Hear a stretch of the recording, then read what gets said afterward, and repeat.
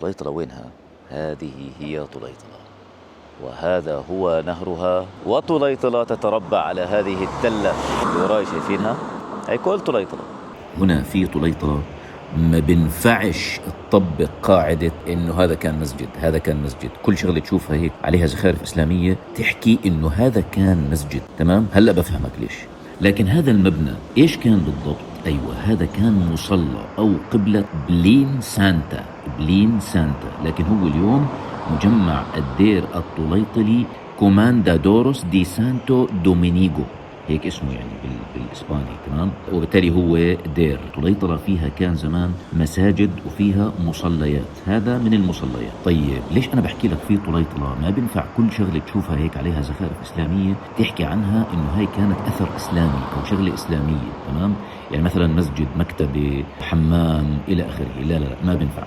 ليش؟ الموضوع هنا مختلف عن كل المدن الأندلسية الأخرى، لأنه طليطلة تحديدا فيها ثقافات وأعراق التقت وأخذت من بعضها البعض. طيب أنا ليش بحكي لك إنه ما بنفع أي زخرفة تشوفها، أو مثلا منارة هيك طالعة كبيرة أو برج يعني تقول هاي منارة مسجد وهذا مكان كان مسجد وتحول إلى كنيسة أو ما شابه؟ أيوة، لأنه مدينة طليطلة على وجه التحديد إخواني جننت علماء الآثار لكثرة التناقضات اللي فيها.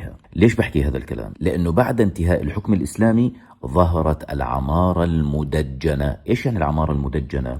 يعني بدأ يصير في عنا، أنت بتعرف لما حدا بيفوت على مدينة بيحاول إنه المعماريين هم هيك مخهم، يعني بيحاولوا إنهم يعملوا مثلا كنائسهم أو مساجدهم أو مراكزهم أو مصلياتهم أو حماماتهم أو أيا كان، يعني مثل العمارة اللي موجودة أصلا، وبيحاولوا يستخدموا نفس المواد.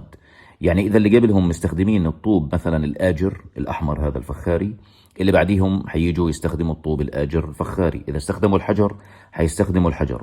وعليه لما ظهرت العمارة المدجنة ظهرت بعض الكنائس اللي شكلها مثل شكل المساجد، فاستخدموا حذوة الحصان، استخدموا الزخارف، استخدموا الحجر الآجر اللي أصلا القوط كانوا بيستخدموه أساسا يعني. وعليه هاي المدينة ليش فيها تناقضات؟